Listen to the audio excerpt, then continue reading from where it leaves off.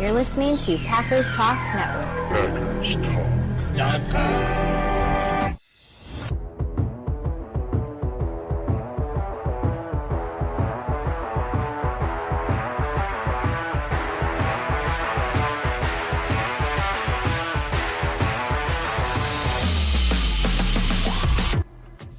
Welcome to the Packers Weekly Podcast, part of PackersTalk.com network. I'm your host, Miles Teddick, joined by your co-host, Tim Hamilton. We are diehard Packers fans that love talking about the Pack. We're not getting into national sports media talking points, all that nonsense. We're talking about real football, going through top topics around the Pack every week, breaking down games during the season, sorting through all the drama and the rumors of the offseason. If y'all want to support the podcast, please spike that like button for us. Give us a follow on all these socials, and most importantly, subscribe to the Packers Talk YouTube channel. Packers Talk YouTube channel. Hop on over there right now. Hit that little subscribe button. Hit the little bell next to it. That one's like bonus points for us.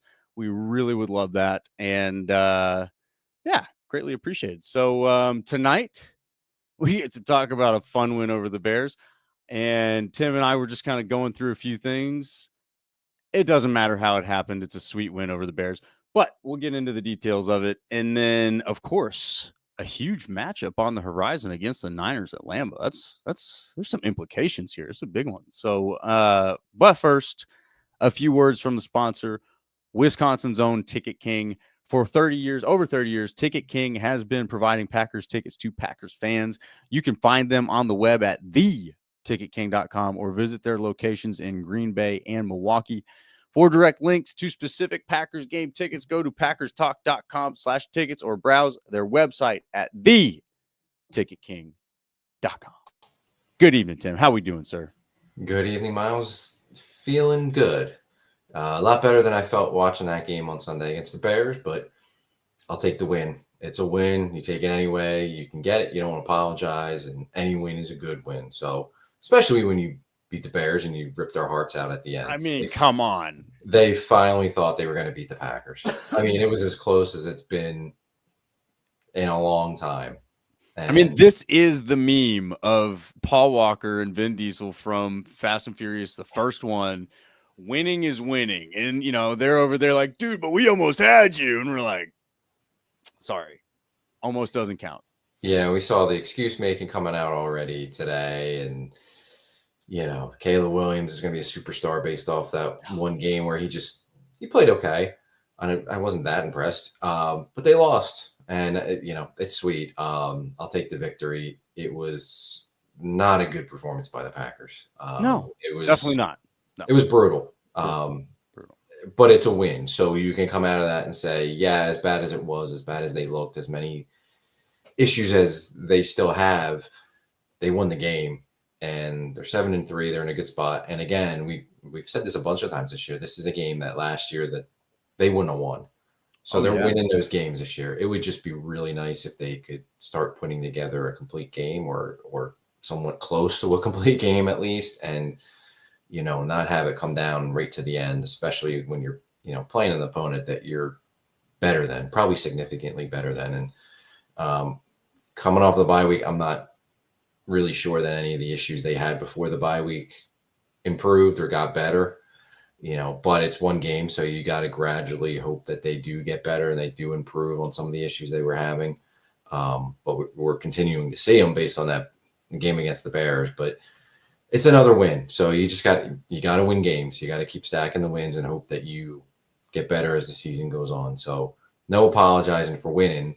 How they got to it, it was tough. That was a rough watch, and a lot of things to get better at. But you take the positive, which is a win, and there were some good signs overall in that game too, even with a lot of bad signs as well. So I don't know how you felt about it, but for me, it's just you take the win and you move on, and you hope that they can improve and that they can start cleaning up some of these issues that they've had all season long. But building on some of the positives that came out of that game, which to me were Jordan Love looked really good, other than that one terrible throw. Just one, man. Yeah, and Christian Watson, really good game.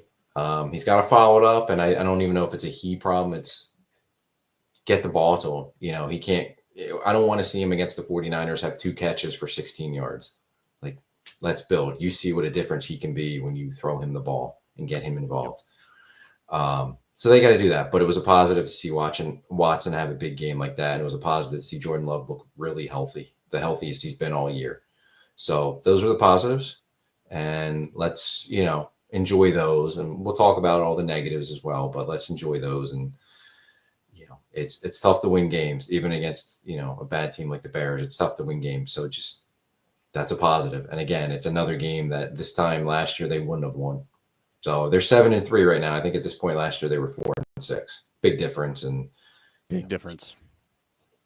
You want to see growth throughout the year, and you've seen it year over year with this team. But now let's start cleaning things up because this is real football now. The rest of the way, it's harder to win games. Playoff implications become huge in this league, and it kind of becomes different football as you get deeper into November and December. But to have 7 wins at this point, I'll take it, and get ready for the Niners. Another tough game coming up. Absolutely, and this sums it up. Champions find a way to win. Losers find a way to lose. In the past, the Packers have found a way to lose that game. Them finding a way to win this game and the Bears finding a way to lose it is just poetry. It's perfect. It was a bad game by the Packers, and I think there are reasons for that. I won't call them excuses, but we'll call them reasons. Not reasons to be concerned, I don't think, but they're definitely, facts of the situation. So, the other banner I'll pull up here is the Bears are not who we thought they were. Going into last week, the Bears were wounded animals. They were spiraling. They were a dumpster fire, and then get rid of Shane Waldron. They're always going to get emotionally ramped up for a game against the Packers, especially now that they've got such an impressive streak of losing against the Packers. And Thomas Brown stepping in as the offensive coordinator. I'm going to step back into my Badger fan days and remember that he was a running backs coach, I do believe, for the Badgers in 2014. I recall hearing a lot of good things about him. I recall him being a big part of recruiting. Anybody feel free to correct me on that. Maybe I'm misremembering, but I do, from what I remember, he's a fan of players. Right? The players are a fan of him. So it doesn't surprise me that maybe he's been, gaining some, just support in the locker room or in the film room. And then when the switch happens, that the players rally around him quickly. That happens. We've seen that happen a lot in the NFL. So I think you got a very ramped up version of the Bears, probably more so than you would have thought.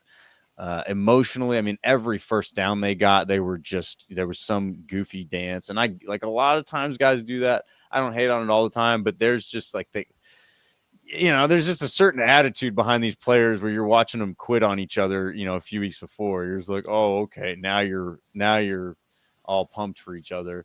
It just felt fake, felt disingenuous. It felt childish, felt like kind of a childish emotion from those players.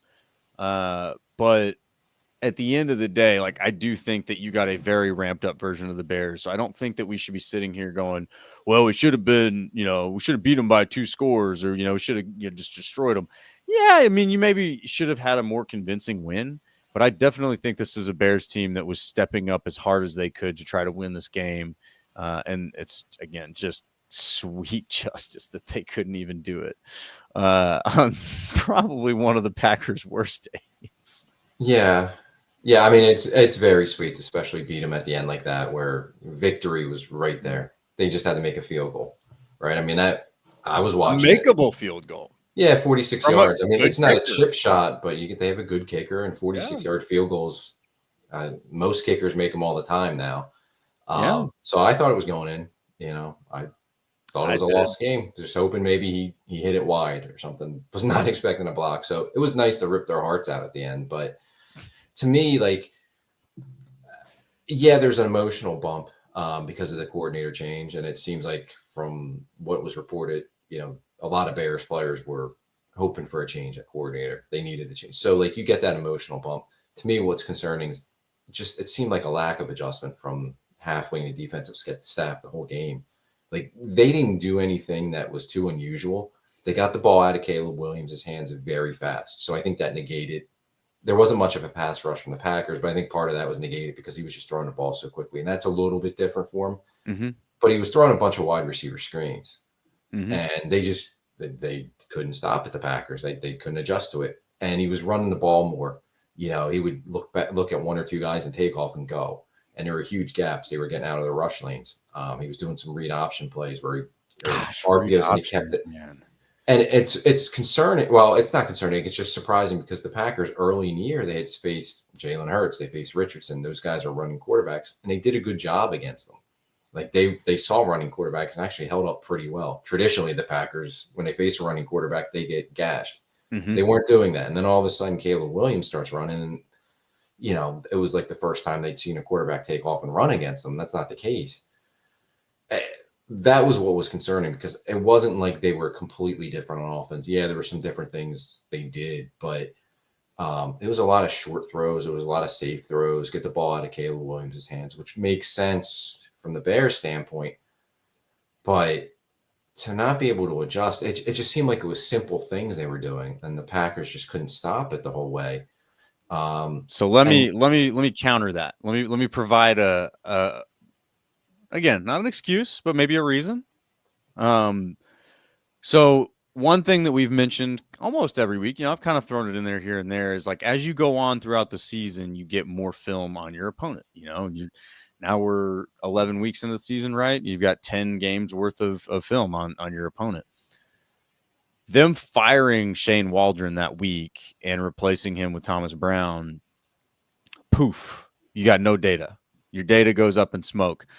You can scout players and know what they're good at, and you can do that, but you don't have any data about what decisions Thomas Brown's going to make as a play caller in specific situations like you get throughout the season. So, it's especially frustrating because, oh man, you just had the bye week, you should be prepared for these guys, but it's like, yeah, exactly.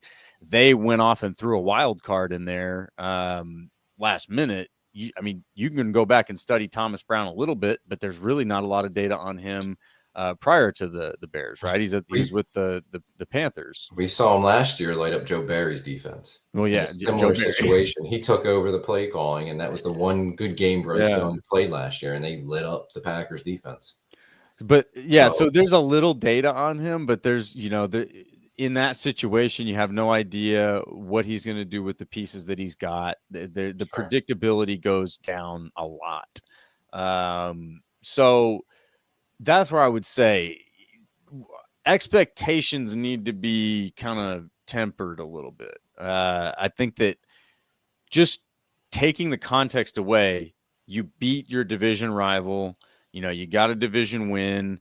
You won a game in a gritty way, overcome adversity. The Bears did one thing very well that I think is what really controlled this game, which is they kept the Packers offense off the field a lot. We got real hyper focused on that one bad throw from Jordan Love because there just wasn't a lot more to look at, and they started the game pretty sharp. So that's the one thing that I give the Bears great credit for is they did a very good job of keeping the Packers offense off the field and keeping the game within reach. If they had allowed the Packers offense to be on the field for a few more possessions, I think we're talking about a different game. Even just maybe 2 more possessions, you're probably talking about a different game. So it's, I think that expectations need to be tempered a little bit because of the factors of this game. But again, coming out with the win is the overall like, hey man, that's what champions do. They find that way. And, credit to Rich Eisen for this little factoid. Some of you might have, if you've listened to Rich Eisen, man, I gotta slow down. You might have heard this already, but this is the first time the Packers have won a game by blocking a game-ending field goal since 1939. So if you're going to go off and do something that hasn't been done since 1939 to win a game, that's pretty damn good. I'll take it. And I don't care if the rest of it looked ugly. A win is a win. Go Pack, go. Go Pack, go. Yeah, I mean, I think there were definitely unknowns with the coordinator change, sure. I just don't think they didn't do a whole lot that was like different. No. It was the basic stuff, and there were no adjustments, and the Packers just couldn't get off the field all day against them. I mean, it seemed like the Bears won most of the time on first and second down, so there were a lot of third and shorts, and then they were picking those up. And then credit to Caleb Williams, third and longs that were pretty frustrating. That was probably my biggest. Caleb Williams made a couple. He made a couple throws on third and long or a couple plays, but. And that's what limited the offense to 6 possessions. Like their offense moved the ball consistently. They punted one time in that game. Yeah. They just couldn't finish drives in the red zone, which has been a recurring issue all season. And, we can talk about that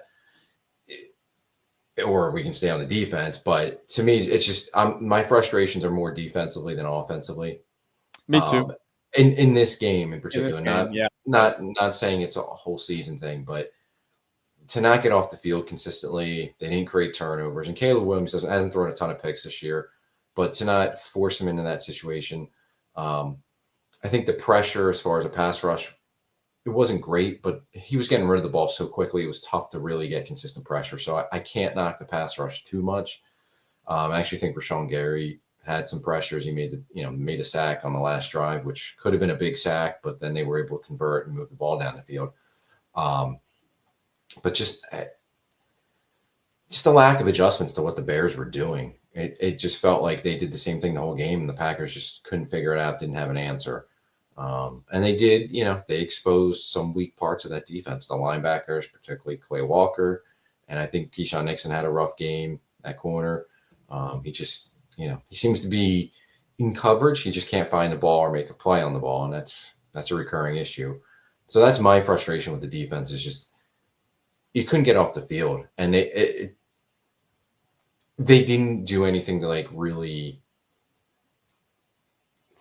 blow you out or really, throw you off too much. It was a lot of basic stuff, and they just couldn't stop it. And it was just, that was really the most frustrating. And then offensively, they bogged down in the red zone continually. And I think that was a mix of, obviously Jordan Love threw a bad interception. There's no excuse for that. It was a bad throw. It's points off the board right there. But then you get down there and there's some questionable play calling. And you and I don't like to get too much into like, well, they should have called this play. And come on, too much of that is ridiculous, I think, because hindsight's 2020. It's right. You got to just kind of see how things played out for what was called. Right. But there's some stuff down there that I didn't like, that, running an outside sweep to Jaden Reed, it's just, I don't know. But their execution in the red zone's been off all year, and in this game it cost them. And maybe it's a different game. It would have been nice. It's a 7-3 game where he throws that pick. They're getting at least 3 points. He completes that to Tucker Kraft, who was wide open. Tucker Kraft might score. He might get a first down. Maybe he makes it 4th and 1 and they go for it. Let's say they get a touchdown. They're up 14-3. Yeah, that probably changes some things in that game, and maybe the Bears have to come out of their, we're going to throw receiver screens, we're just going to throw it underneath. Like that maybe changes some things and forces them to do stuff that they didn't want to do. Who knows? But I think the offense, you can be, positive about that they continue to move the ball, but it's just these, they didn't have the penalties offensively this game, but they still had a killer interception, which there's nobody to blame on that but the quarterback. He has to clean this stuff up and start playing some clean football. Other than that one throw, though, he played really well. Yeah. But he had a killer interception.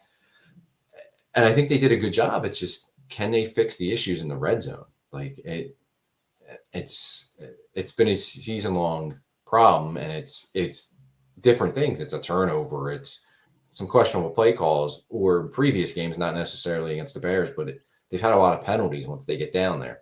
Wasn't the case on Sunday, but they got to clean it up and they got to figure out what to do. To me, it's you go to your best players. Like Jacobs gets the ball. Jaden Reed gets the ball, not necessarily on sweeps. You find Christian Watson and Tucker Kraft, like feed those guys.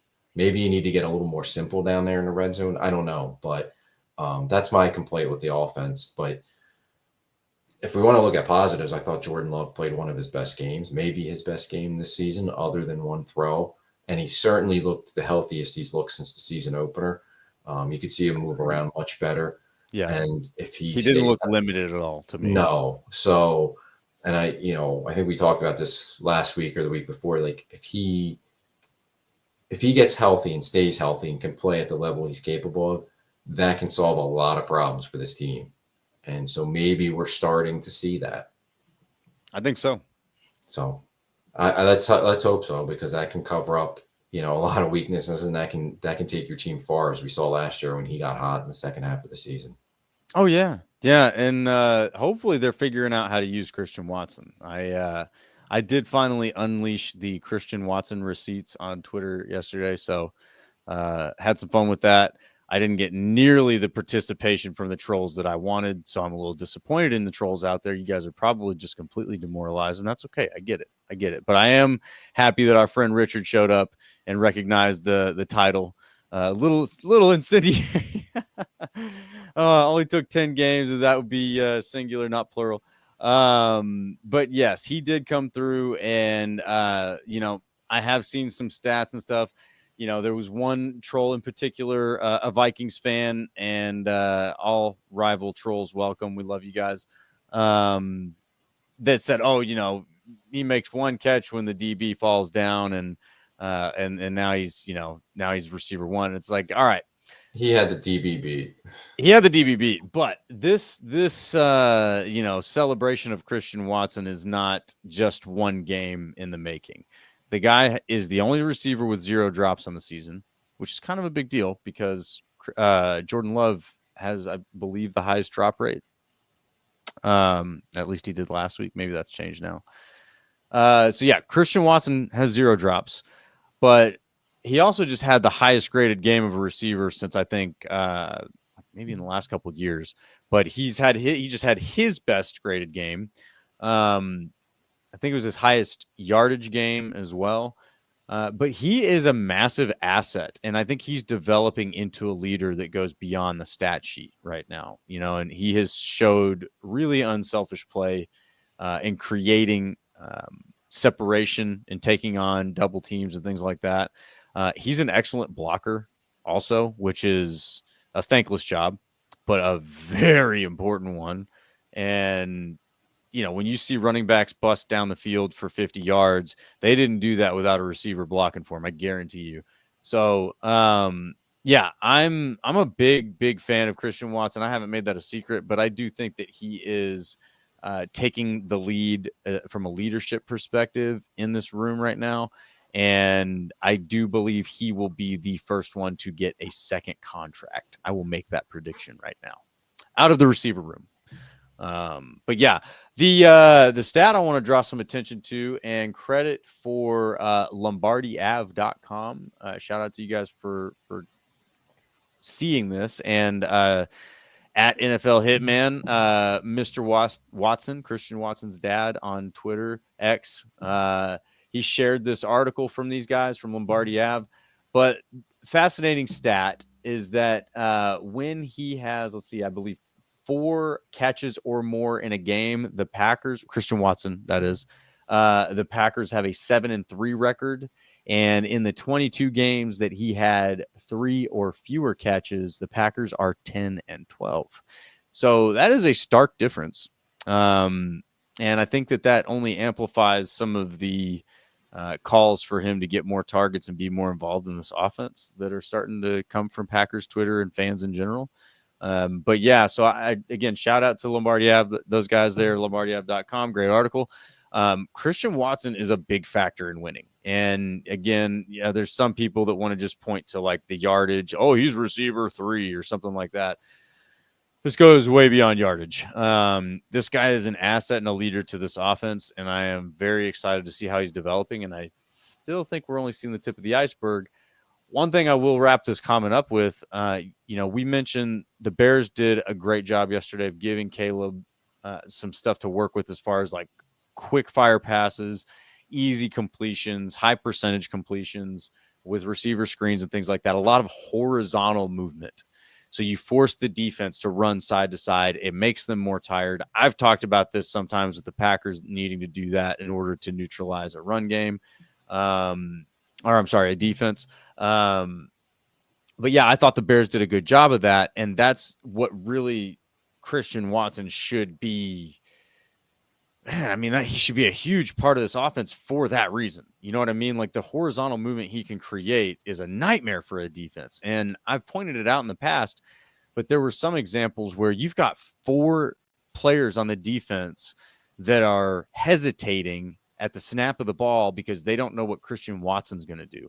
If you can make 4 players hesitate because they don't know what one player is going to do, that's a huge advantage. And I believe on that play, Aaron Jones ran for like 10 or 11 yards effortlessly.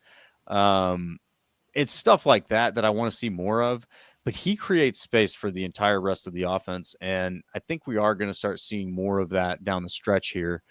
Again, I expect LaFleur in this offense to start honing in more on the things that they do well. And I think we would have seen that a little bit more prominently had they had more possessions in this game against the Bears. But we should see more of that here against the 49ers coming up this next week. So, yeah, I mean, to your point, Tim, you said you should see growth. You want to see growth week over week throughout the season. And I think we are seeing that. I think we only got a small few sample size plays in this game against the Bears, but this next week against the 49ers, I would expect them to look a lot better. Even though it's a tough opponent, I think they're going to look a lot better. Let's hope so. I mean, I think they've moved the ball pretty well all year. And that gets lost in the red zone issues, the turnovers, the penalties, but they've moved the ball basically on everyone all year for the most part. Yeah. It's just being able to clean up all the mistakes and, cleaning up the red zone issues they've had.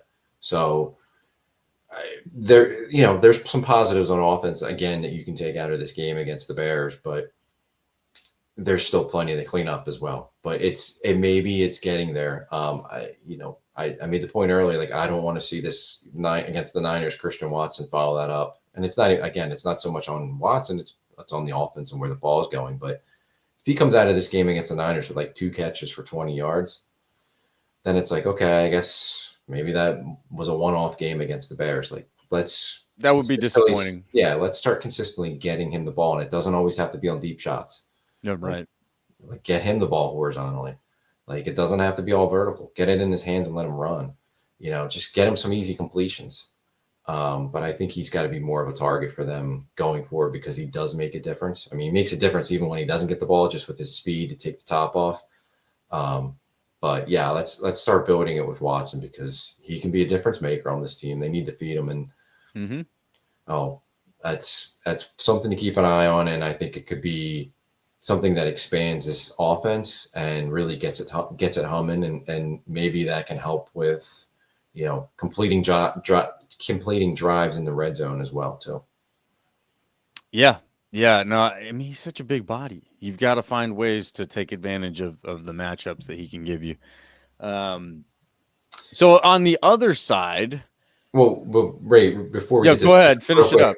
This isn't even Watson. I just want to shout out Josh Jacobs because we didn't even talk about Josh. Absolutely. He's been a stud this year, and he played really well against the Bears again. Catching the ball, some of the check downs and some of the little flares out of the backfield, did a really nice job. But he's a fun back to watch, man. He runs physically. We saw that on the one run where he got outside. He was pointing for the corner to come up and hit him, daring him almost to come up and hit him. That was pretty neat. But just like how quick his feet are and how he slashes when he gets right up behind his lineman and he makes his decision which way he's going to cut it. And man, his feet go quick and he slashes, hits the hole, and then he's a tough dude to tackle because he's so physical. But he's been really good this year, and we're seeing it now consistently every week. And even if he doesn't always have the big rushing yardage totals, it just seems like he's making some key plays in a game every week for them, whether it's in the passing game or if he's kept in check, maybe he has 1 or 2 runs that are just key pickups, key first downs, or big runs in the game. They're getting their money's worth from him. He's been well worth what they paid him in free agency, and Oh yeah, really nice pickup for them.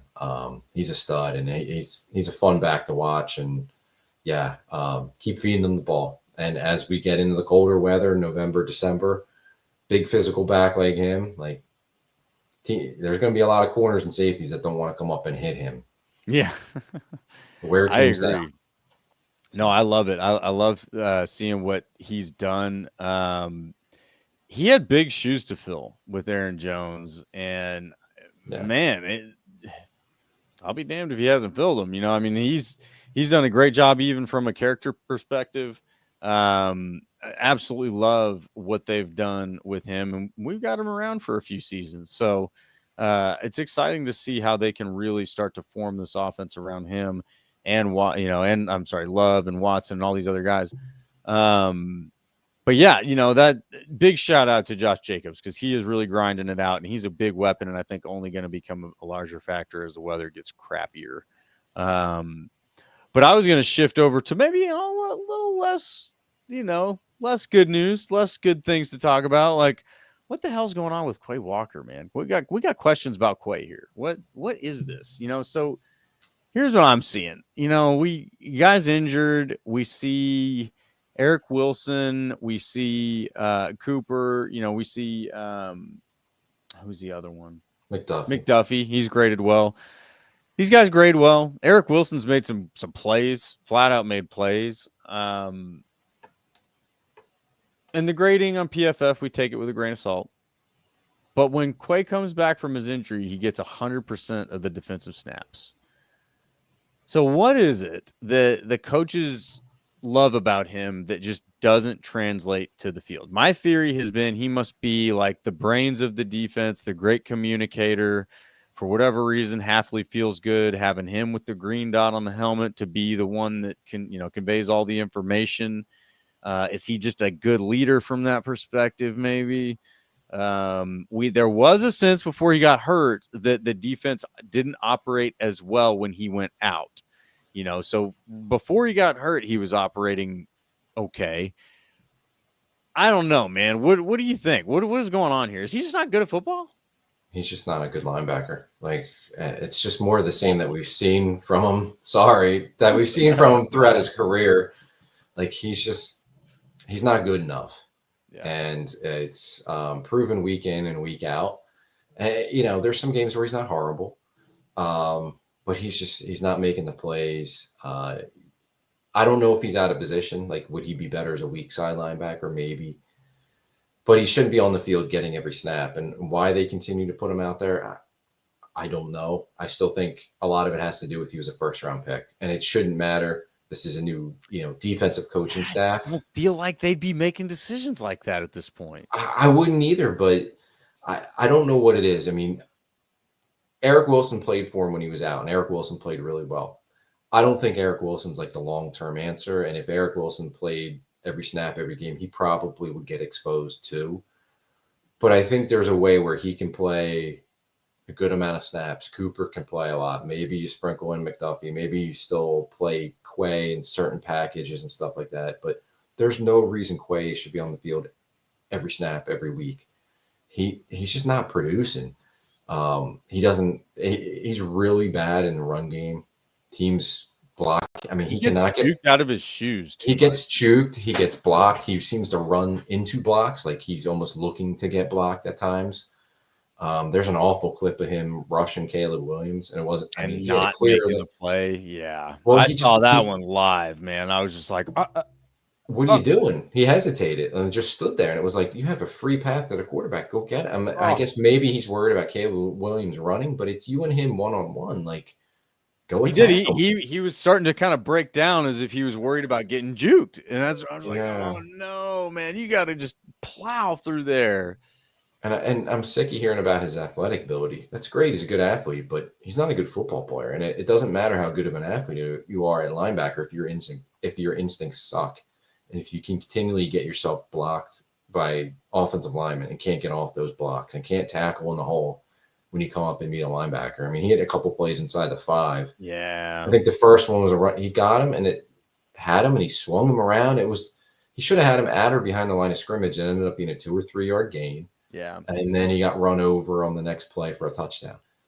It's just continual. And I'm at the point now, and before I get to that point, I just want to point out PFF actually, and this I'm not a PFF fan, and this is why they actually had him with a decent grade against I was Chicago. actually just looking for. I don't know what they see or what they grade, so completely throw that out. But I'll throw out another staff if you want to go by PFF. Well, hang on, wait. Before we go negative here, I gotta call out one play, and I tweeted about it because there was so much negativity raining down on Quay Walker. He had one play in coverage that was fantastic. It was a great play Down the field to the Just receiver. one. Sure. Just one. That was it. Okay. You're right. All right, carry on. But if you want to go by PFF grades, there's 63 linebackers that they grade that have played 300 snaps this year. He's number 60 out of 63. Yeah.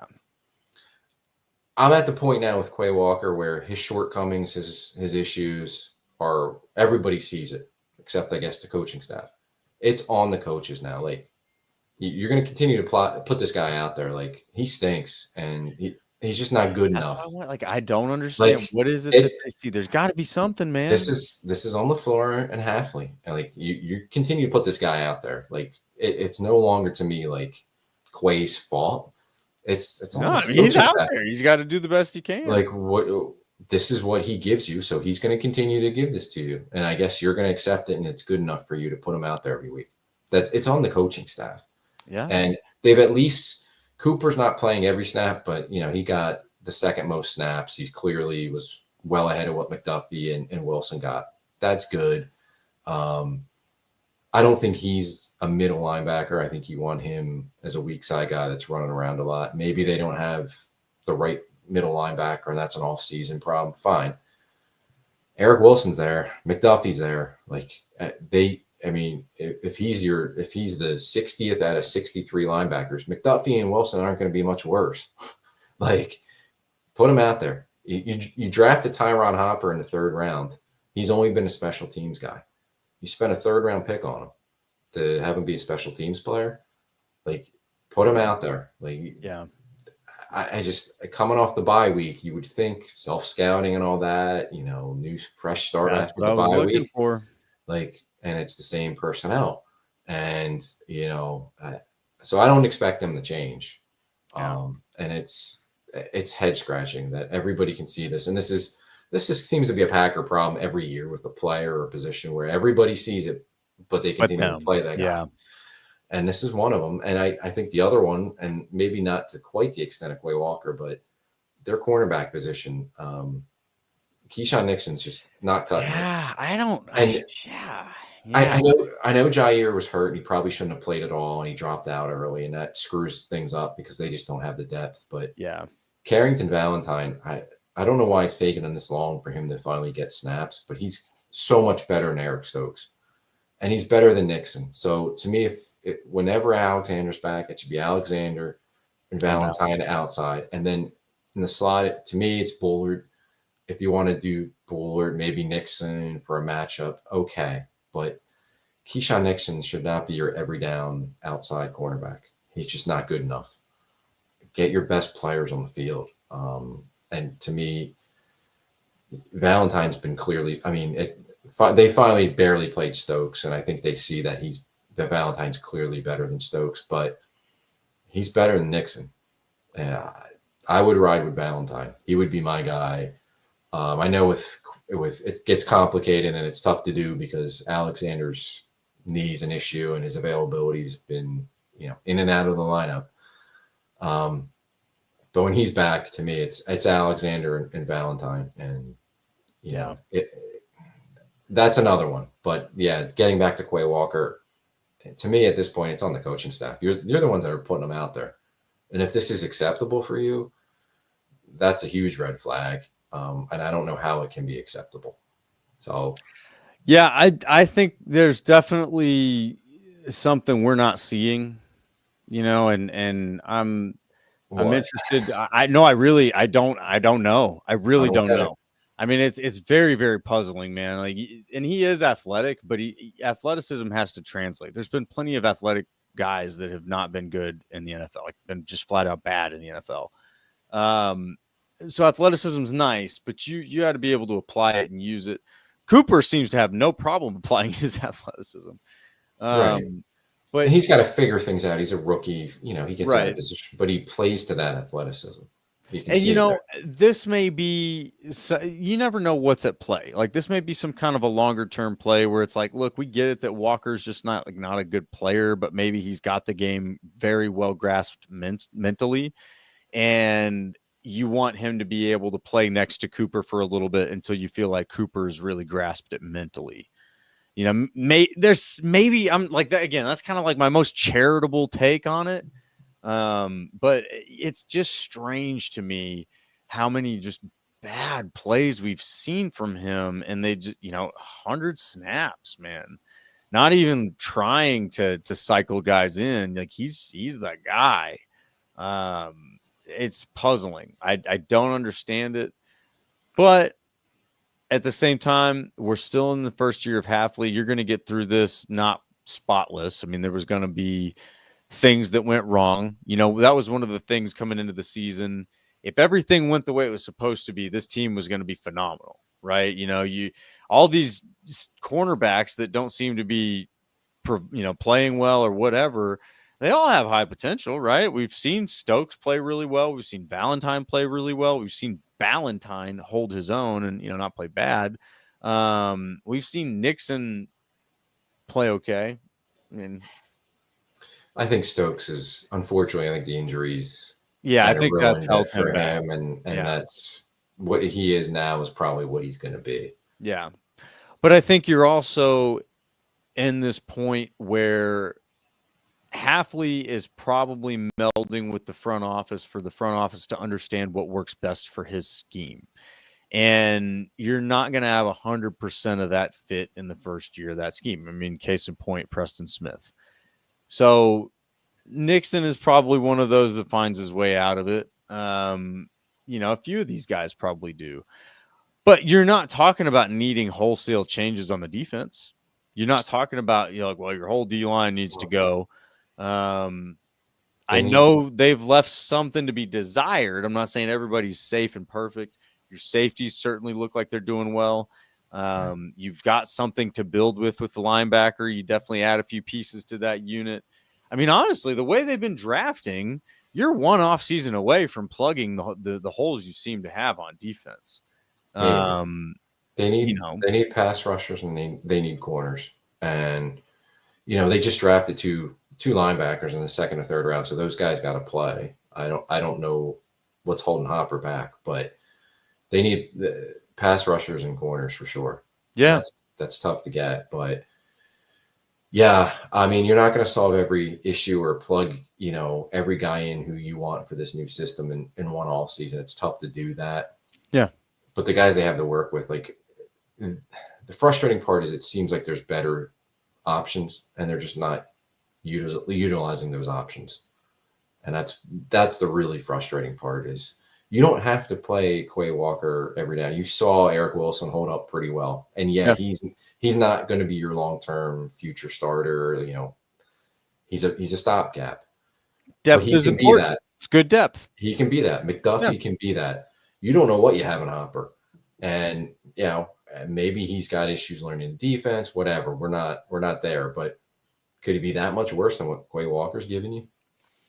And even Eric Wilson, when he's in there, he's playing well. And again, you don't expect him to play like that the whole time because, again, he's getting reps. He's probably got some advantages built in scheme-wise. But, yeah, I mean, I don't think you're going to get worse. Quay's pretty bad. I mean, and, I'm rooting for him. I want to see Quay Walker play well. I want to see that athleticism excel at the linebacker position. It's just not happening, and I think this game there really were more glaring examples than I can think of from other games. Other games, there's some, but man, there was, like we talked about, you've got the missed sack, the inside the 5. It's like, dang, dude. And part of it's kind of weird to me too, because Preston Smith wasn't a fit and they moved on. And not only did they move on, the guy who got the majority of or the most snaps was a guy who they hadn't played a down for them this year, Brenton Cox. I mean, he got more snaps than Van Ness. And he comes in And and he makes showed a some flashes. flash. So it's Yeah. like you bring him in from being a guy who hadn't played it down for you this year. I don't even think he dressed for a game yet. And he jumps Mosby, he jumps Van Ness. And he was behind Enigbare, but I mean, he made some plays for you. You get rid of Preston Smith, and yeah, we're gonna trust Brenton Cox. And it was like, okay, like what? And he did some things. So it's like, why can't you say, all right, Quay's not getting it done. He's not the answer. Let's give somebody else a chance. So it's weird. I don't get it. And as far as like knowing the defense and stuff, it's a new defense. Like, and Eric Wilson's been around. He's been in different defenses. Like, I'm sure he can know the defense, and I'm sure McDuffie knows it because I think he spent a year with Halfway in Boston College, if I'm not mistaken. Yeah. I think they overlapped for a year, and like he's a veteran. He's been in the league a few years. Like, he probably knows the defense. Like, they could call the defensive safety. Like, how good is Quay? I don't get it. Like, what really adjustments is Quay making? Like, it doesn't make sense. It really does not make sense. I mean, this is getting to like Jarrett Bush level of, are we serious here? And it's just like, I don't see it, and they always, with Jarrett Bush, they always saw something like, we love this guy. It's like, okay, well, the rest of us don't. Right. It's so glaringly obvious. Yeah, so I don't know. I think that there's going to be more developments with that as the season goes on, and maybe as he gets back from this injury, he starts playing better. Again, optimistic, charitable, whatever. But I'm very puzzled. I'm puzzled why a guy like that is on the field 100% of the snaps when he's just getting beat so obviously bad, and it just, I don't know. So I don't get it. If y'all have any theories in the comments, definitely let us know. But let's jump over there, say hi to some of our friends. We always appreciate you guys jumping in. We already got a couple comments from our friend R. Showers, but we got Michael Coover jumping in with us. Good to see you, Michael. Packers need to stick with Jacobs every game. He shouldn't leave the field. I agree. Jacobs is a beast, man. He's making it happen right now, and he makes defenses pay for it. And then, a few other questions. Oh, we got our friend Matthew Tan here. Says, hi, guys. Bears suck. They do indeed still suck. Appreciate you, sir. Matthew's going to see some family for Thanksgiving. I think we'll be doing it again next week on Monday, right? You got any? Absolutely. Right. Yeah. Got a big game against the Niners to talk about. Yeah. It's going to be a big victory to cover. I mean, there's going to be a lot of reasons to talk about. I mean, Jordan Love's probably going to throw 6 touchdowns in one half. Probably anyway. No, we'll we guys got you covered the week of Thanksgiving this next week. So definitely come and hang out with us next Monday night. But yeah, Matthew says, where was it? I was looking for it. He says, thankful for you guys who love the Pack. Yes, we're thankful for you too, Matthew, and the rest of you. Want to make sure we got that one in there. Our Showers also had another good comment here. Tim hit the silver lining. Love did look healthy and moved real well. Yeah, man. I there's a lot that we can be upset about that game, but I think there were some good signs. I'm excited about what we saw with Jordan Love. So very happy about that. And then we've got a first-time listener here. We got Grandizer, I think. 12, I think that's what that is. Says, hi, gents. Just saw you live. First-time viewer. Thanks for jumping in with us. Happy to have you. Go, Pack, go. And then R with more wisdom here. Stokes and Walker are just glaring draft errors at this point. We need to address cornerback badly, and that is out of our budget free agent-wise. Another heavy defense draft coming, and we are not good at it. Fine. That's fine. Because I think that you've got the ability to do that. You don't have to really do much on offense at all this year. I mean, really, you got so much going for you on offense, but fine. If you've got to dump a few more draft assets into the defense and fill some more holes and get guys that maybe are a better fit for Hafley and can slide in there with the rest of these guys that they've got going for them with the safeties and Alexander's going to still be there. I mean, there's just a lot of things to build around on this defense. I'm cool with it. If they're willing to cut losses, admit mistakes and move on, I think that's important. Good example of the opposite of that is all these other garbage organizations that don't know what they're doing. But yeah, so cool with that, make your mistakes. And fortunately you put yourself in a position with success in other places to be able to use that capital there.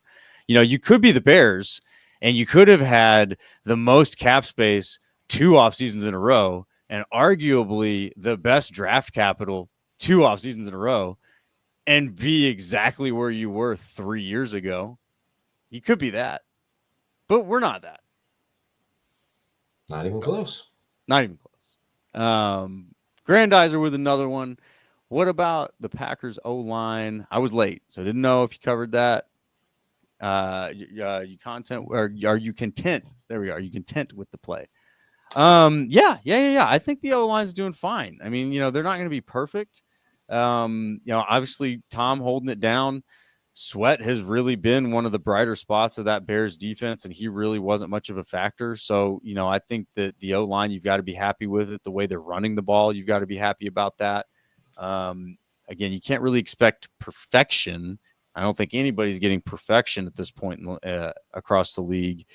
But yeah, they're doing a great job in my opinion. What do you think about that, Tim? Yeah, I like how they're playing. I can't really complain about the O-line right now. I mean, I know a lot of people pick on Myers all the time, but I actually think he's held up pretty well this year. He's not a Pro Bowl center. It's not going to change my mind about letting him walk in free agency, but I think he's been fine this year. It'll be interesting now. Sean Ryan doesn't really have competition. Jordan Morgan hurt his shoulder again. He's on IR.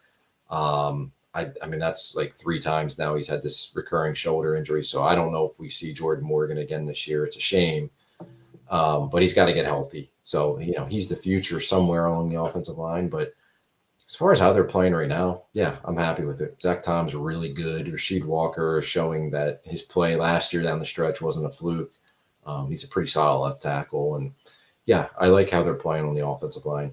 So, yeah, I can't really complain. I think they're doing a good job. And Montez Sweat was pretty quiet on Sunday. So, yeah, credit to them for that. But, yeah, I like the way their offensive line's playing. They're doing a good job. Yeah, I agree. No complaints right now. Not perfect, but, again, I don't think you can expect perfection at this point. But and then R says, I just say literally every high draft pick on the defense is a question mark at best. Stokes, LVN, Quay, Wyatt. And you're right, question mark. LVN still question mark. Wyatt, I mean, I don't know. I don't even know if Wyatt's a question mark. He's doing pretty good when he's out there. Got to stay healthy. But, yeah, I think Stokes and Quay, it's fair to say, like, yeah, man, like these guys maybe haven't panned out, and you probably need to start leaning on replacements for them. And it's a lot of capital spent, but hardly the worst even in the division, again, because you could be the Bears. And they've been way worse. They drafted a punter in the 4th round. Anyway. He's getting a lot of work, too. He is getting a lot of work. They knew what they needed. I'll give him credit for the foresight. Mr. Yuji Vang? Is it Yuji Vang? How concerned are we on defense about how they showed up versus the Bears? Yeah, we talked a little bit about that. That was my biggest issue, and I did explain some reasons for why that could have happened beyond just having a bad day. I think really if you come down to like what the worst performance or worst part of the defensive performance was, is not getting off the field on 3rd down. So there were several 3rd and longs that they needed to get off, and they didn't. They let it go, and those were killers. And those are things that in prior seasons you didn't win those games. And we all of us can probably think of a lot of games that happened like that, whether it was Kaepernick or go as far back as Mike Vick. We've got all sorts of nightmares of quarterbacks just gashing you on 3rd and long when you're like finally going to get off the field and you don't. You always lose those games, man. The fact that they won this game is just massive. But yeah, I mean, it's a concern, and I think that you got to see how they bounce back this week against the Niners. It's a different situation. You again have now 11 games of tape I think it's 11 games, right? 10 games. 10 games.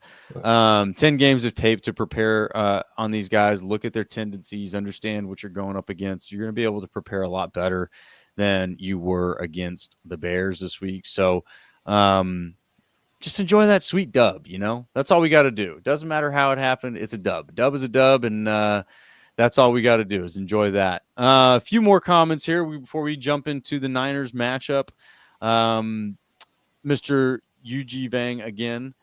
First pick next year will be cornerback. I'm okay with that. Bring me another cornerback. If you get me another Jair Alexander next to Jair Alexander, nobody's going to be mad about that at all. And then, cool. I got the name right on Grandizer 12. Cool. Well, welcome, chat. Appreciate you guys for being with us. And hopefully y'all will always come back. But, we got some good Packers talk here. So now we got to get into this 49ers matchup, man. This is interesting, man. They are our kryptonite of the playoffs, but I think in the regular season we've done better. I can't remember for sure, but I think I do remember a few times where we've actually gotten those wins in the regular season. With a win here, you might have a good chance of keeping the Niners out of the playoffs. This is a big one. Yeah, I mean, from that perspective, sure. Yeah, I mean, they're 5-5 and not playing very good football. We'll talk about the Niners, but yeah, it's a big game. I mean, it's a team that eliminated them last year, and I think it's a game that the Packers are going to be up for. They better be up for.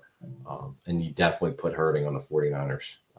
Their division, I think the Cardinals are 6-4. Everybody else is 5-5. So they're not out of it, and they're not out of it with the loss, but they go to Green Bay and then they go to Buffalo the next 2 weeks. And they come out of Green Bay with a loss, man. That's not looking so good, right? Yeah. So the flip side of that is you're probably going to get a desperate 49ers team. So you might get their best shot. But yeah, it's been a weird year for them. They're 5-5. I don't think anybody expected them to be 5-5. A lot of it, I think, you can blame on injuries, and they've had their share, especially to some key players. Guys that some have come back, some are in and out of the lineup. A couple guys that are out rest of the season, and I think part of it too is just the wear and tear. I mean, they went to a Super Bowl last year. They've been to deep playoff runs, the championship game. Like, it catches up to you. They're an older team, right? They're a team that plays very physically. It might just be one of those years where it's catching up to them. The injuries are hitting them. Everything's just harder for them. Maybe teams are, I don't want to say more motivated because they're motivated every week, but maybe you're getting teams' best shots, or it's just tougher to get through teams. They've lost all three of their divisional opponents. They've lost to them where they've had the Niners have had the lead late in the game, I think around the 2-minute warning, and they've lost all those games. So they're losing games late, which is uncharacteristic of them from years past. They kind of have played games where they look good on offense for stretches, and then they have a lull where they have some turnovers, or they've just not had that consistency. And that's, you're 5-5, you're inconsistent, you're mediocre. But the injuries are the big thing for them. I think that's going to be a lot of the key this week. The big stat with the 49ers is 20 points. They've lost 9 straight games where if they've scored 20 points or less. So if the defense plays well this week, they keep them under that 20 points, the Packers should win. Okay. They're not a team that it's surprising, but they're not a team that can win these ugly, low-scoring games. 9 straight losses that way. Yeah, that's a good little fact there, because I really do think that the defense has a chance to hold them. I mean, they can rise to the occasion. They've done that. To R's point over here, we probably played down to competition too much. Possibly. So Kittle was out against the Seahawks, but apparently he's going to practice this week. Now he's got a hamstring, and I was just trying to see. As we know with the Packers, hamstrings can be tricky, but if he's practicing, I think he'll play. That's not a good matchup for the Packers. He's not a good matchup really for anyone, but expect them to attack the middle of the field. Expect them to attack the linebackers with Kittle. I mean, Kyle Shanahan's going to put on the tape and see Quay Walker and Keyshawn Nixon. Those guys are going to have targets on their backs. So if Kittle plays, and I think he probably will, they're going to go to Kittle. I would think McCaffrey's going to get the ball a ton in the running and passing game. He should get the ball a ton every week, but I think they're going to feed him. He's going to get a ton of touches. And he's And technically pretty fresh right now. He hasn't yeah, had he a full just season of beating here. yeah. I think he's only played 2 games. So he's fresh and expect him to get the ball a ton. Ayuk's out for the rest of the year, but and Deebo Samuel has had some injuries, but he's playing. Juwan Jennings quietly, he makes a lot of plays for them. He's a big third down guy. He's had a good season. Yeah. Samuel and Jennings are tough matchups for the Packers because they're bigger physical receivers. And our corners are, Keyshawn Nixon's a smaller guy. If Jair plays, who knows if he plays, but he's a smaller corner. Stokes, maybe he's not on the field, but Stokes is not a physical corner. Right. So their physicality is a tough matchup for the Packers corners. So yeah, I think as far as our defense goes, expect them to feed McCaffrey and attack the middle of the field, both off of play action, finding Kittle. Defensively, or our offense, their defense, Nick Bosa is very up in the air whether he's going to play. He had an injury going into Seattle. That's a big one. That's huge. I mean, he had an injury coming in the Seahawks game. He played, but he left, and apparently it's like a hip oblique injury. He had it on the one side. Now he has it on the other side. So no word on if he's going to play, but I think he's definitely very questionable to play. And if he does, he might not last. He might not play every down like he usually plays or near every down. I don't know. Maybe maybe he's limited, but they may be catching a break. He might not be in there. That changes a lot because obviously, I mean, he's one of the best pass rushers in football. So if he's not in there, that's huge. It's a huge break for the Packers. They still got Fred Warner, huge. They still got Fred Warner. They're still a physical defense that runs the ball, can swarm. You got to protect the football. And that was the issue last year in the playoffs where Love threw 2 killer interceptions. You got to protect the football. I think you got to stay ahead of the sticks as well, first and second down. And you're going to have to grind it out against their defense. They're not going to give you a bunch of explosive plays. They're not going to give you easy yards and, just allow Jacobs to burst through and into huge holes or leaving guys wide open down the field. They're a sound defense. They're not going to do that. So you're going to have to grind it out to score points against them. But yeah, I think the injury report this week for the Packers is big because is Jair going to be available? That's a big one. But for the Niners, it's Bosa and it's Kittle, and that's going to go a long way. It's going to be a tough game. It's going to be a grinded out kind of game. 4 quarters, come down to the end again, like we've seen so many times this year with the Packers. Like we've seen, we saw it last year in the playoffs against the 49ers. But they cannot make mistakes. This is the week Jordan Love play a clean game. Yep. And I think if he does, they can win. If he doesn't, it's going to be tough. Yeah, because the Niners are going to make you pay for mistakes. There's some teams that don't make you pay for mistakes. The Niners are going to make you pay. You cannot have mistakes in this one. I think this is one of those that, and it's kind of tough to predict because, the Niners have been inconsistent as well, but very winnable. And, being at Lambeau, I think is a big deal, but the offense can control this one and they can stay ahead of it. And the biggest advantage here is that Saleh is on the Packers sideline now. Not because he's going to offer some kind of inside information, but because he's not on the 49ers sideline destroying Matt LaFleur's dreams. Because for whatever reason, that guy knows exactly what Matt LaFleur is going to call and how to defend against it. So the fact that he's on the Packers sideline, I think, is a big deal. Somewhat tongue in cheek, but I really do. I think that his strategic mind is a good one to have alongside LaFleur, and maybe can help LaFleur cover some blind spots that he might have. But yeah, I think that this is one of those games that I don't know if I worry about Kittle as much because your safeties are playing so well, but you've got to keep the rest of those playmakers in front of you. You've got to keep Christian McCaffrey in front of you. You got to keep Deebo in front of you. Jawan Jennings is having a good season. You got to keep him in front of you. There's a lot there, and this is one of those that I don't know that blitzing the hell out of Purdy is the answer.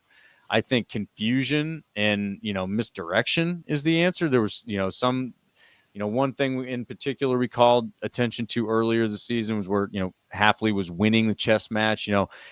He was starting to bring pressures this way so that a guy will go this way and make this, influencing decisions. That's what we really should be trying to do. If you can influence Purdy's decision making the way that you want him to go with it, you can win this game. And it's going to be tough, man, because he's got a lot of playmakers. I don't think Kittle is going to be a factor, as much of a factor. Since he's not going to be a factor, he's always a factor. But with a bum hamstring, I just don't think he's going to be the threat that he normally would be with the explosiveness. I mean, the thing that makes him great is he is an explosive dude, and he is impossible to tackle. And if you got a bum hamstring, you're just not going to have as much of that. There's going to be some hesitation. But yeah, the rest of these guys can do it. So you have to keep them in front of you. And I don't think that you can just blitz the crap out of a guy, because these guys are really good at calling hot. They've got the guys to do it on like they've got more than one guy to do it. I mean, the amount of hot routes and adjustments that they can do here will crush you if you try to take advantage of that. So I think really what you've got to do is you've got to sit back and see what they give you and try to influence them to go your way on this thing. But yeah, I mean, more so, it's probably like a track meet. Can you run sideline to sideline with them all game and, still have your breath in the fourth quarter to make some plays, some tackles? It's going to be tough, man. But they got to tackle. They got to tackle. Yeah. Because Yeah, they're physical after the catch. It sounds simple, like you got to tackle it, but they're physical after the catch. Kittle, Samuel, Jennings, McCaffrey, they're physical after the catch, and you got to tackle McCaffrey running the ball. Like, you got to win first and second down, because if they're sitting there 2nd and 3, 3rd and 2 all game, forget about it. You're not going to be able to get off the field against them. You got to back them up. You got to make Purdy beat you with his arm on 3rd and 8, 3rd and 9 throughout the game. Yeah, no, I agree. And we got the comments are coming alive. We got Elena or Alana, I'm sorry if I'm getting it wrong. You have to get to Purdy, hit him, period. I hear you. I think probably it's not that you don't want, if you can get to him, great. I don't know that you're going to be able to get to him the way that you need to.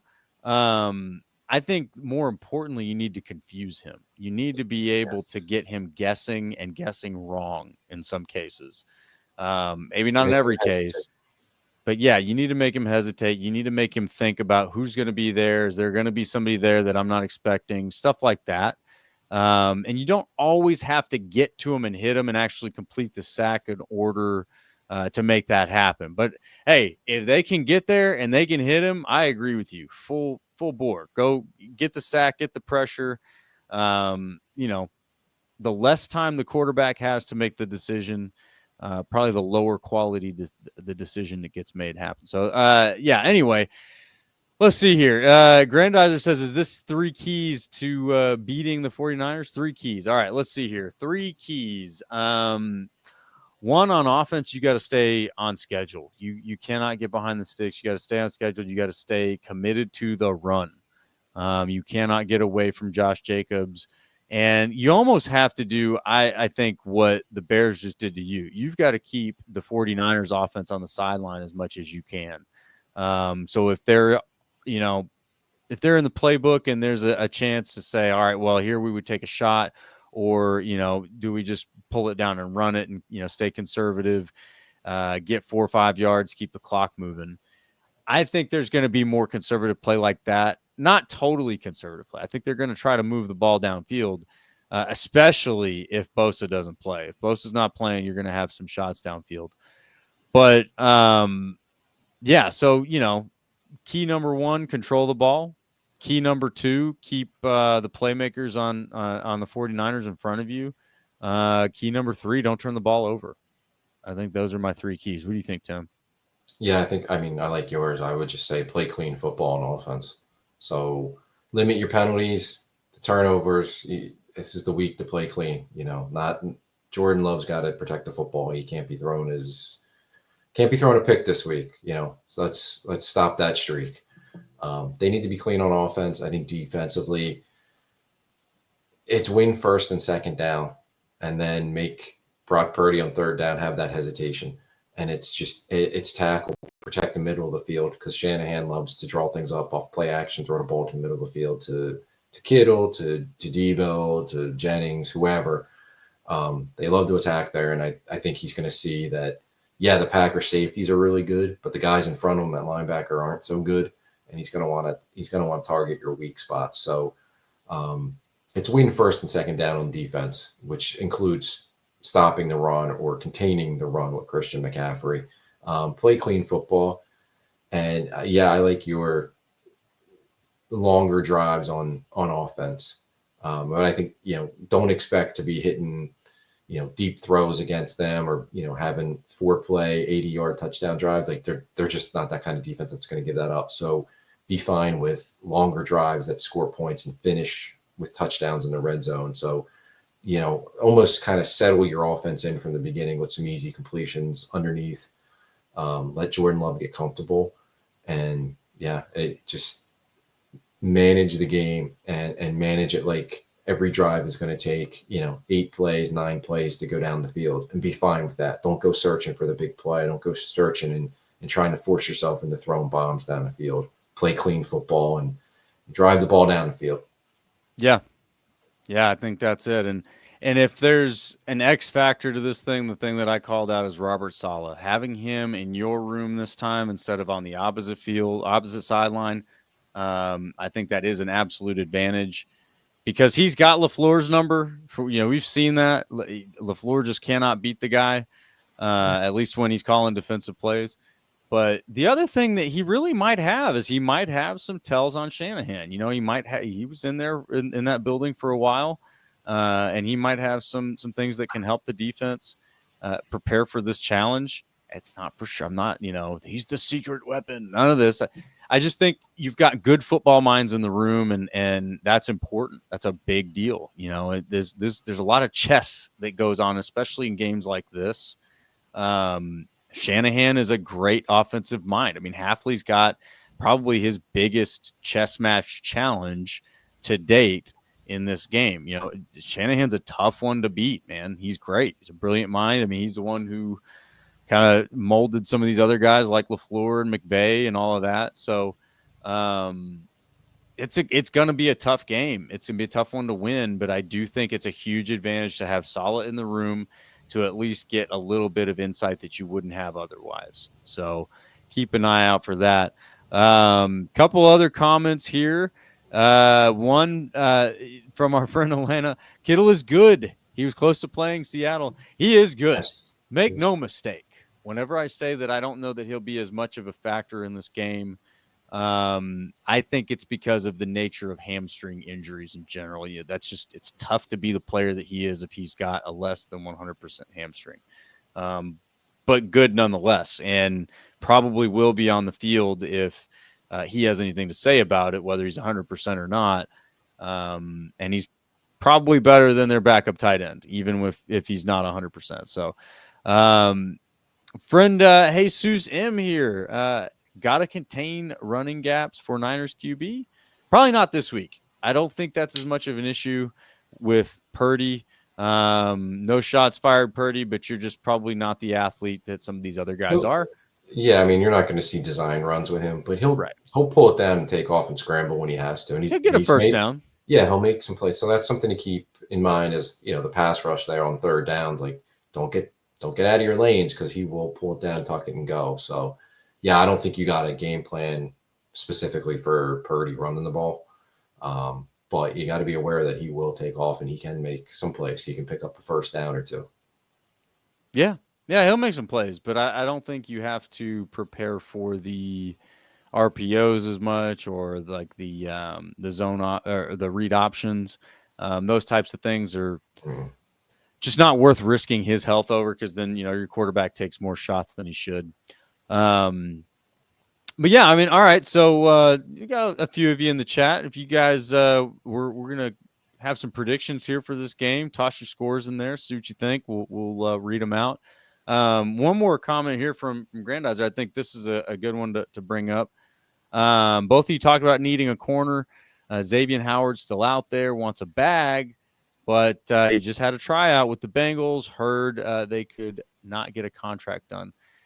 Here's what I'll say about that. The Packers definitely have a character filter on their personnel decisions, and Xavier Howard probably doesn't make it through that filter. Just from what I've gathered from the accusations about him and all that. And if he's asking for a lot of money on top of it, it's probably a non-starter for the Packers front office. Talented, no doubt, just not how they build, not how they do it. I would, I think that they're definitely still trying to get the most they can out of their guys. I don't know what the free agent list looks like. I'm sure there's a couple guys out there that are still worth kicking the tires on if you get another injury and you need to bring somebody in for a body. But I would definitely more expect them to just make it through this season with what they have. Again, assuming you don't have a lot more injuries where you just have to go get more bodies, and then address it in the offseason, and I think that they'll be effective in doing that. And Goot's done this with other positions before, most recently with the safety position. The safety position was this lingering issue for a while, not unlike what the cornerback issues turning into. And then this last season, they addressed it resoundingly, So I would expect something like that. You get another maybe not a top of the market signing at corner, but you get somebody who's a veteran free agent who's worth bringing in, who can contribute to the team right away. Not unlike a Keyshawn Nixon, right? Maybe a better quality defensive back than a special teams addition, but a guy like that, character-wise, you probably get a high draft pick at the same position, and then you're probably going to get some high draft picks at the linebacker position too. I don't know what the free agent situation looks like at linebacker. They haven't historically been very active in that department, so I don't know if that changes this offseason or if there's anybody worth changing that. But yeah, I just wouldn't expect much from that. I don't think that they'll make big leaps like a Xavier Howard. Xavier Howard is asking for a lot of money. You have to kind of be willing to build around a guy like that, and most people don't have a secondary just sitting there that they're, with no guys with contracts. He's out there for a reason. Like, he's got off-field issues. He's had injury issues, which I think is a big reason why he's still out there. He's getting older, and he wasn't that good in Miami. So, I mean, if there was somebody out there, sure. I don't think he's the right fit. I don't think he's the right guy, and I would be shocked if they brought him in. But it wouldn't surprise me if somebody else shakes loose, a team cuts somebody, or maybe they find somebody they like on a practice squad that they take a shot on someone. Maybe they will. I don't think it's going to be Howard, and I think that's an off-season position that they definitely address through the draft and then, possibly in free agency as well. But yeah, I don't think Howard's a good fit for them. I don't think he's probably a guy they're considering right now, but you never know. They could pick somebody else up. We've seen guys in the past get cut from teams late in the year, and maybe there's somebody that does get cut for whatever reason, and they put a waiver claim in and take a shot. You never know. Yeah, you really don't know. I mean, they've done a good job of surprising us with these things. Yeah. But overall, I just want to say here, I'm with our friend Daryl. Packers are better than 49ers. I'm with you, Daryl. I agree. Just plain and simple. Packers are going to win. They're better. Done deal. That's it. No more analysis necessary. All right. What's your prediction, Tim? What do we got in this game? So I thought the Packers were winning this game before the Bears game. And that Bears game, I know they won, but there are a lot of concerns coming out of that game. And then I saw a decent amount of the 49ers-Seahawks game. And 49ers didn't look good either. So now I don't know who the hell to pick. I just know it's going to be a close game. It's going to be a 4-quarter game, and you're going to have to grind out a win. Like this, I cannot see this being a shootout. I'm thinking it's like a 24-20 kind of game. Maybe we don't even get that high of a score. I want to pick the Packers. I really do. I think they're the better team this year right now. But they are just, there's so many, they continue to shoot themselves in the foot. And the play of the defense in that Bears game was really concerning. Now, maybe it was a one-off game because of the coordinator switch. Could be, and they rebound. There's just a lot of concern. So I'm very hesitant to pick the Packers. But I'll do it anyway. He's going to do it anyway. I'm going to do it anyway. So, yeah, I'm concerned. This is certainly not a confident pick. But I think they find a way. Somehow, some way, they grind it out. They find a way. They win the close game at the end that they've won a bunch of close games at the end this year. The 49ers have lost a bunch. So let's go with the trends. They grind out an ugly one again and win it. Let's go. Do you got a score? 24-20. Okay. 24-20. There it is. All right. Not far off from our friend Matthew Tan. Matthew's got him beating the Niners 27-20. All right. I see you, Matthew. And then we got Daryl over here. Says this might be a Niners average year. They didn't have CMC. I'm with you, Daryl. We're better than the Niners, man. I'm telling you. Our Showers got a close one, 24-23 Packers. If we protect the daggum ball, I'm with you. Otherwise, 31-17 Niners. Yeah, you're right. You know, that's a very real outcome there. Let's see here. What else we got? Any others? There he is. Jesus got us at 26-20. You guys are all in the same range here. This is we got a little bit of a pattern developing. I'm starting to see some groupthink happening. And then let's see here.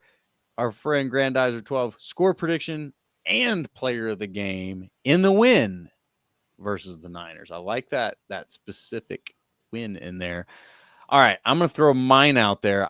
I actually do think that some more points are going to be scored in this one. I'm going to go higher than all of you guys, but I'm going to go with a weird score. I'm going to say that this one is 29-27 Packers. I just feel like it's going to be an odd score. Something like there's going to be weird. It's going to be like a, I don't know, like combination of going for it, after a touchdown, not making it or something like that. Just going to get weird scores. So 29-27 Packers win. I agree, Tim. I think it's because they have gotten mighty good at overcoming adversity and finding a way to grind it out and win these games, even if they've got to do something that they haven't done since 1939 and block a field goal at the end of the game to win it. You can't argue with it, man. That's what they've been doing. It's ugly, but it's beautiful at the same time. It's wild. It's wild how that works out. But anyway, we will be back next week, you all. And we did give you a little bit of a longer episode this week. Last week, the stream on YouTube dropped off after about 45 minutes. So you guys get a bonus 22 minutes. And Al, I'm sorry, man. I'm sorry we went long on you here. We had a lot to get through. What a crazy game against the Bears there, and a big matchup against the Niners coming. So y'all come back and see us next week. I know you guys are all going to be out there traveling for Thanksgiving. Safe travels. Take care of yourselves. Take your time getting there. Enjoy your family, and don't let things that don't matter disrupt family and friends and loved ones, because that's what matters the most. Just get together with the people you love and spend some good time with them. So y'all do that, but give us a little bit of that. We'll be here next Monday, so give us a little bit of that time. Come on back, talk about this win against the 49ers, and then we'll talk some turkey or something, whatever. We'll get into something different. But for now, of course, if you would go over to the YouTube channel that is for Packers Talk. It is the Packers Talk YouTube channel. We want you to subscribe, hit the little bell there. That's like extra bonus points for us. We like that too. And spike that like button for us. Follow us on all these socials, and we just appreciate the love, guys. We appreciate y'all listening, hanging out with us. And we do certainly hope we will get you here next week. And of course, go Pack.